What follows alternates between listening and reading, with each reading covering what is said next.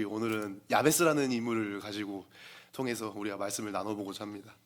다들 한 번씩 이러한 책상이나 그 액자를 보신 적이 있으실 것입니다. 야베스의 기도, 굉장히 많이 알려져 있는 사랑받는 구절로 이렇게 전해져 내려 있는데요. 제가 찾고 싶었던 책상은 저렇게 예쁘장한 그 책상이 아니라 그 초록색으로 막 무장한 막 알록달록한 그 책상, 옛날에 어머니들이 집에 놔둬가지고 큰 글씨 성경, 엄청 두꺼운 그 큰 글씨 성경을 읽으셨던 그거를 찾고 싶었는데 못 찾았습니다. 그래서 저걸 갖고 왔는데, 그 책상에서 어머니들이 항상 그 성경책을 읽으시고, 또 가끔씩은 귤도 까먹으시고 고구마도 먹으시고, 또 가끔씩은 제가 거기서 라면을 끓여 먹다가 국물을 흘려서 종이나 사방대다가 라면 국물을 흘려놓고 안 닦아서 부모님께 혼났던 기억도 있는 이제 그런 책상입니다. 저런 책상들을 보면은 굉장히 새록새록 추억이 많이 있는데요. 혼났던 기억밖에 없습니다. 아무튼 이렇게 야베스의 기도는 우리에게 책상으로도 액자로도 만들어질 만큼 굉장히 유명한 사랑받는 성구다라고 할 수 있겠습니다. 그렇다면은 이 야베스라는 인물은 어떤 일을 겪었길래 굉장히 이러한 구구절절한, 굉장히 간절한, 절절한 이러한 기도를 하나님께 드리고 있었는가 하는 의문이 생겨서 이번에 말씀을 이걸로 골라보았습니다. 오늘 이번에는 야베스의 그 이름에 저희는 초점을 맞춰볼 건데요. 사람에게 이름은 매우 중요합니다. 안 중요한 이름이 어디 있겠습니까? 그 사람의 정체성을 보여주는 게 이름입니다. 그 이름을 지을 때는 어떤 한 부모님이나 어르신들이 이 아이는 이렇게 자랐으면 좋겠다 하는 소망을 가지고, 기대를 가지고 이름을 짓기도 합니다. 한 가지 예시를 들어보면은, 어떤 부모님들이 딸의 이름을 지었을 때 이 딸은 굉장히 귀중하고 아름다운 존귀한 자로 자라야 한다 라고 하는 이름으로 귀인여라고 한번 지었다고 가정을 해봅시다. 근데 문제가 아버지의 성이 방씨입니다. 그러면은 그 아름다운 이름에 풀네임을 붙이면은 방귀녀가 됩니다. 그러면 이제 그 방귀녀라는 이름을 가지고 있던 그 딸은 은행이나 뭐 스타벅스나 이런 데 가가지고 방귀녀 씨라고 이제 동네 방네로 다 소문이 나서 사람들이 그 뭐 이름을 보고 웃을 수도 있는 상황인 것이죠. 진짜인지 가짜인지는 잘 모르겠습니다만, 뜻은 좋았지만 현실적인 상황에 부딪혔을 때 이 딸에게는 이름 자체가 자신이 피하고 싶었던 근심이 되어버릴 수도 있습니다. 그럼 오늘 우리가 주목하여 보고자 하는 이 야베스라는 인물도 이름 때문에 굉장히 고통받았던, 어떻게 보면은 그 방귀녀보다 더 고통받았던 인물 중에 한 명이라고 할 수 있겠습니다. 그렇다면 야베스에게는 어떤 어려움이 있었을까요? 사실 성경에서 이 야베스라는 인물을 알기에는 굉장히 정보가 부족합니다. 야베스에 대한 기록이 굉장히 짧기 때문이죠. 역대기에서 1장부터 9장까지는 아담으로부터 바벨론 포로기까지에 이르는 족보를 굉장히 많이 적어 놓고 있습니다. 그 중에서 딱 중간쯤에 4장에 조금 긴 2절을 통해서만 야베스를 이야기를 하고 있기 때문입니다. 하지만 이걸 좀 다르게 생각을 해보면, 역대기 기자는 이 굉장히 많은 족보를 이야기하면서 아담이나 노아나 아브라함 같은 경우 굉장히 좀 중요했던 그 인물들의 이름도 그냥 이름만 언급하고 지나갑니다. 그런데 이 야베스라는 인물은 조금 비교적 길게 느껴지는 이 두 개의 절을 통해서 야베스를 전해주고 있다, 야베스에서 이야기를 해주고 있다라고 하는 것입니다.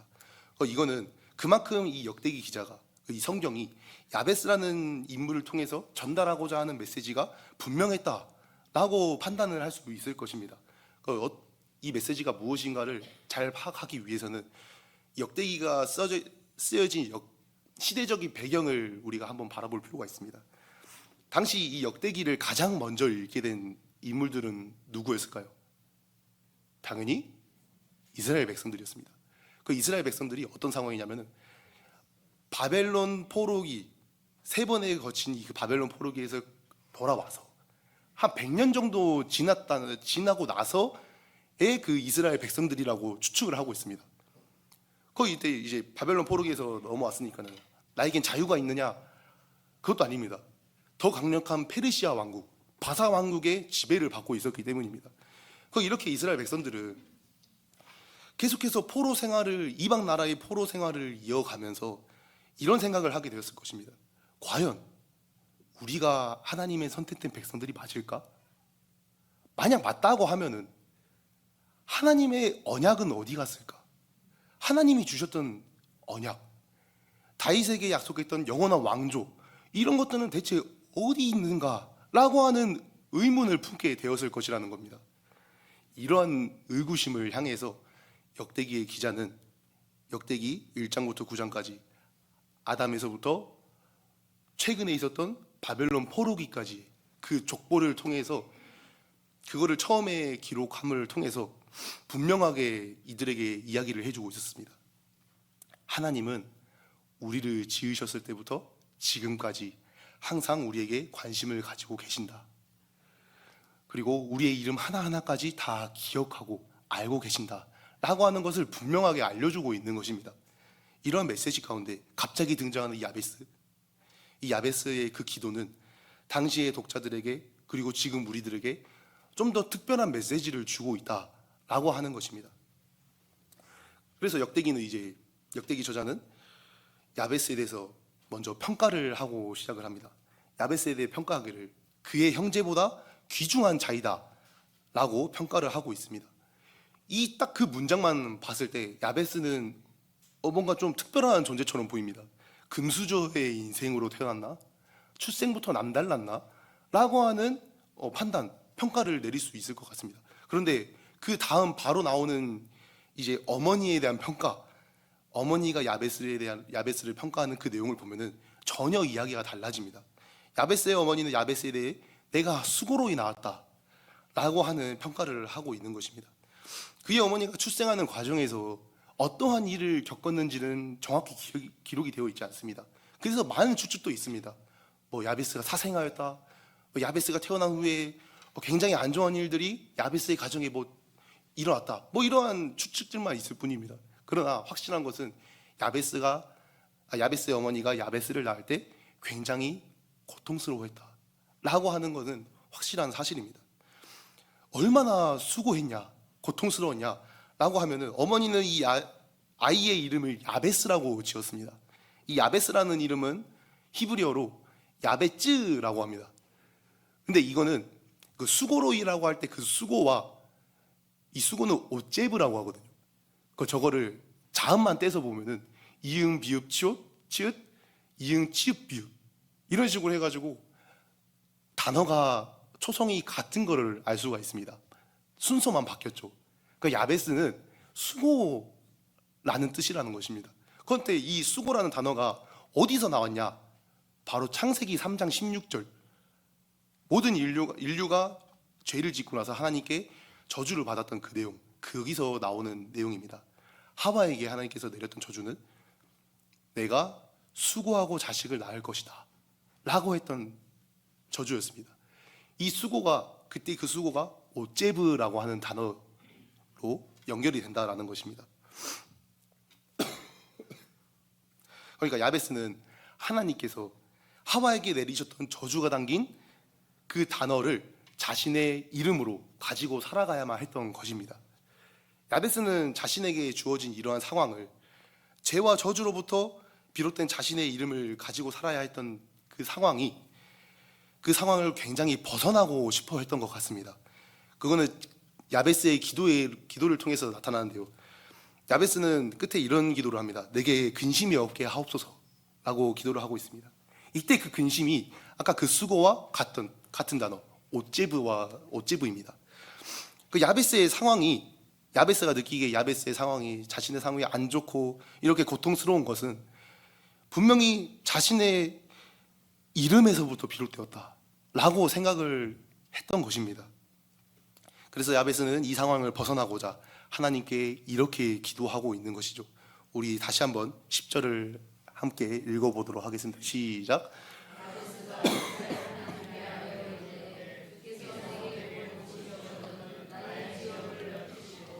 주의 손으로 나를 도우사 나로 환난을 벗어나 내게 근심이 없게 하옵소서 하였더니 하나님이 그가 구하는 것을 허락하셨더라. 아멘. 야베스는 하나님께 아뢰었습니다. 여기서 이 아뢰는 행동은 부르짖은 행동을 의미합니다. 영어 성경과 히브리어 언어로 보면은 야베스가 그냥 하나님 저 이렇습니다 라고 하는 게 아니라 부르짖었다 라고 나와 있습니다. 사랑하는 성도님들, 우리가 이 야베스에게 배울 수 있는 한 가지가 있다고 하면은 바로 문제를 해결하기 위해서 내 힘으로 하려고 하는 게 아니라 하나님께 부르짖었다라고 하는 행동에 있을 것입니다. 우리에게도 나에게 왜 이런 상황이 주어졌는지 도무지 이해할 수 없는 상황이 주어집니다. 그런 상황에 우리는 야베스처럼 하나님께 부르짖어야 하는 것입니다. 야베스도 충분히 혼자 해결할 수 있을 것입니다. 자신의 고통이 이름에서부터 비롯되었다고 생각한다면 자신의 이름이 고통이니까 나를 더 이상 야베스라 부르지 말아라. 나를 더 이제 복이라고 불러라. 뭐 기쁨, 평안이라 불러라. 뭐 온갖 좋은 말로 불러달라 라고 하면서 인간적인 방법을 취할 수도 있을 것입니다. 그러나 성경에서 말하는 야베스는 하나님께 부르짖었다라고 이야기를 합니다. 나에게 이러한 상황을 주신 분이 하나님이시기에, 이러한 상황을 허락하신 분이 하나님이시기에 이거에 대한 해결책도 하나님께 있다라고 하는 것입니다. 그것을 인정하는 태도입니다. 이 사실을 우리도 인정하여서 모든 것을 하나님께 구하고 하나님께 부르짖는 지혜로운 사람이 되기를 주님의 이름으로 축복합니다. 야베스가 하나님께 부르짖기는 하였는데 이 장면에서 우리가 주의 깊게 봐야 될 부분은 야베스가 어떤 하나님을 부르면서 부르짖었냐라고 하는 것입니다. 우리도 하나님께 기도할 때 하나님의 여러 호칭을 부르기도 합니다. 뭐 사랑의 하나님, 은혜의 하나님, 거룩하신 존귀하신 뭐 좋으신 하나님 뭐 이런 식으로 엄청나게 많은 내가 기도하는 그 모든 기도 제목에 맞춰서 하나님의 속성, 하나님의 성품에 대해서 쭉 이야기합니다. 그 야베스는 어떤 하나님을 불렀나요? 맞습니다. 이스라엘의 하나님을 불렀습니다. 사랑의 하나님도 아니고 이스라엘의 하나님을 불렀다. 그러면 이 이스라엘은 누군가? 라고 하는 것입니다. 자신의 조국 이스라엘을 이야기하는 걸까요? 물론 그럴 수도 있겠습니다만 우리는 현재 족보 가운데 있는 야베스에 대해서 배우고 있습니다. 역대기 기자는 이 이스라엘을 야곱의 이름을 대신해서 이스라엘로 하고 있습니다. 한번 1장 24절과 2장 1절을 한번 봐볼까요? 34절과 1장 2절 1절 1장 34절만 함께 읽어보도록 하겠습니다. 시작. 아브라함이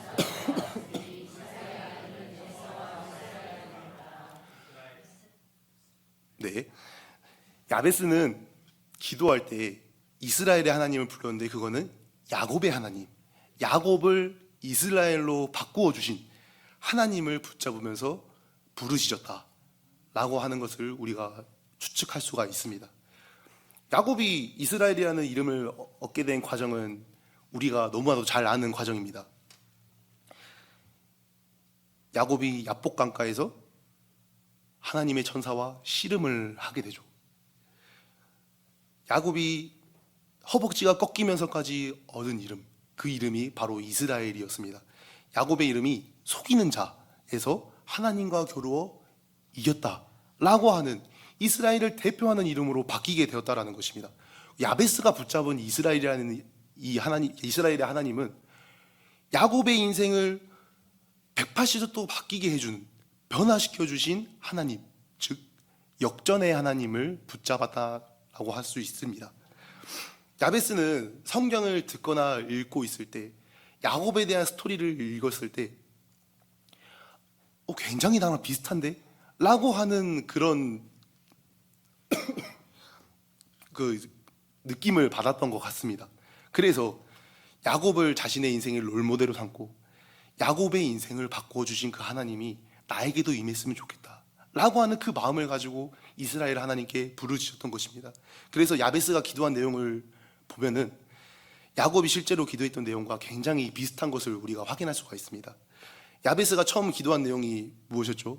주께서 내게 복을 주시려거든 하면서 복에 대한 기도를 합니다.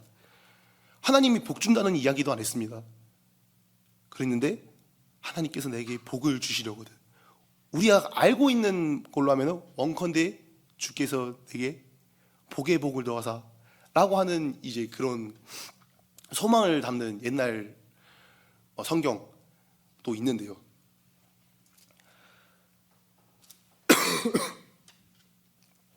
근데 이 기도는 복의 복을 달라고 하는 이 기도는 야곱이 이스라엘이라는 이름을 얻기 전에 하나님의 천사와 씨름하면서 허벅지에 관절이 꺾이고 나서 했던 말과 굉장히 비슷합니다. 창세기 32장 26절이네요. 이때 야곱은 당신이 내게 축복하지 않으면 당신을 보내지 않겠다라고 하는 굉장히 간절한 모습을 보여줍니다. 그 야베스는 이 야곱의 간절한 간구를 보면서 나도 하나님께 이렇게 간절히 구하면 하나님이 나에게도 나 같은 인생에도 동일한 은혜, 야곱에게 보였던 그 동일한 은혜를 나에게도 부어주시지 않을까라고 하면서 그것을 붙잡으면서 기도를 했던 것입니다. 그리고 더 나아가서 주의 손으로 나를 도우사 나로 환난을 벗어나 내게 근심이 없게 하옵소서라고 하는 이 기도를 볼 수가 있습니다. 이 기도는 야곱이 계속해서 자신의 형인 에서에게 도망하면서 도망자의 신세로 지칠 대로 지쳐있던 그 야곱에게 하나님이 나타나셔서 야곱에게 했던 그 말, 야곱이 고백했던 그 말과 굉장히 비슷합니다. 지침대로 지친 야곱에게 하나님이 나타나셔서 베델에 가서 제단을 쌓으라고 하셨죠. 이때 야곱이 했던 고백을 이렇습니다. 함께 읽어볼까요? 시작. 우리가 일어나 베델로 올라가자. 내 환난 날에 내게 응답하시며 내가 가는 길에서 나와 함께 하신 하나님께 내가 거기서 제단을 쌓으려 하노라. 아멘. 환난 날의 연속이었던 야곱을 끝까지 지키시고 항상 함께하고 계셨던 그 하나님을 야베스는 붙들고 자신에게도 하나님께서 동일한 은혜를 베풀어 주시기를 기도하고 있던 것입니다. 주님의 손이 나를 도우셔서 나도 내가 지금 처해 있는 환난에서 벗어나도록 내 이름이 가지고 있는 수고, 그 고통에서 나를 건져내 주시길 간절히 기도하고 있는 것입니다. 이렇게 기도했을 때 성경은 분명하고도 짧게 그리고 확실하게 기록해 놓고 있습니다. 하나님이 그가 구하는 것을 허락하셨더라 라고 기록하고 있습니다. 그리고 야베스는 제일 처음에 역대기 기자가 평가했던 그 평가를 받게 됩니다. 야베스는 그의 형제보다 귀중한 자라 라고 하는 평가를 받게 되는 것입니다. 역대기 기자는 이 말씀을 족보 가운데 넣어주면서 그 이스라엘의 포로 생활을 하고 있는 이스라엘 백성들에게 그리고 저희에게 이렇게 이야기를 해주고 싶었던 것 같습니다. 하나님은 지금도 부르짖는 자에게 응답하시는 신실하신 하나님이시다 라고 하는 사실을. 사랑하는 성도님들, 우리는 오늘 야베스를 통해서 야베스가 어떤 하나님을 붙잡았는지 그리고 그 하나님은 어떤 하나님인지 함께 살펴보았습니다. 야베스는 자신의 고통스러운 이름으로부터 부르짖었고 하나님은 그 부르짖음에 응답하셨습니다. 하나님께서는 여전히 세상의 고통 속에서 우리를 포기하지 않으시고 부르짖는 자들에게 복 주시고 응답하시는 하나님이시라는 사실입니다. 이 사실을 꼭 믿으면서 하루하루 살아가는 우리 성도님들이 되시기를 소망합니다. 그러나 우리는 이러한 사실에서 안주하지 말고 이 사실에 만족해서 가만히 있는 게 아니라 한 발자국 더 나아가야 합니다. 이게 무엇이냐? 저희는 모두 죄와 사망이라는 영원한 근심, 그 고통 가운데서 허우적거리던 죄인이었다는 사실입니다. 그러나 하나님께서는 그 영원한 고통 속에서 해방되는 완벽한 구원을 우리 주 예수 그리스도를 통해서 이루셨습니다. 그것을 우리에게 선물해 주셨다는 사실입니다. 그래서 우리는 궁극적으로 영원한 고통에서 이미 벗어난 사람들입니다. 우리는 이미 우리의 모든 상황이 역전된 사람이라는 것입니다. 그러므로 우리가 야베스의 기도를 똑같이 하면서 하나님께 구하는 것도 좋지만은 우리는 야베스의 기도를 좀 다르게 바라봐야 한다는 것입니다. 다르게 바라보는 것을 제가 한번 만들어 봤는데요. 함께 읽어볼까요? 시작. 주께서 이미 십자가로 나를 구원하셨기에 내가 오직 예수 그리스도 한 분만으로 만족하며 그분을 닮아가는 인생을 살도록 하옵소서. 이것이 우리의 야베스의 기도가 되어야 할 것입니다. 사랑하는 성도님들, 가장 큰 근심, 죄와 사망의 고통에서 우리를 영원히 건져주신 예수 그리스도를 바라보며 나아갑시다. 우리에게 주어진 이미 역전된 삶, 그 삶을 누리면서 현재의 삶의 작은 고통 때문에 하나님의 큰 은혜를 잊어버리는 그러한 삶을 살지 않기를 바랍니다. 우리는 하나님의 그 작은 은혜를, 그 큰 은혜를 잊어서는 안 됩니다. 그래서 주어진 우리의 모든 상황 속에서 예수 그리스도의 향기를 퍼뜨리는 주님의 자녀들이 되시기를 주님의 이름으로 소망합니다. 하나님께서 우리의 이러한 삶을 보시고 하나님께서 보시기에 야베스에게 평가했던 그 말, 그의 형제들보다 귀중한 자다 라고 하는 평가를 우리 모두에게 하시기를 주님의 이름으로 간절히 축복합니다. 그래서 하나님께서 보시기에 아름다운 자녀, 하나님께서 보시기에 쓰임받는 자녀, 하나님이 사랑하는 자녀, 하나님이 존귀하게 여기시는 자녀가 되시기를 주님의 이름으로 축복합니다.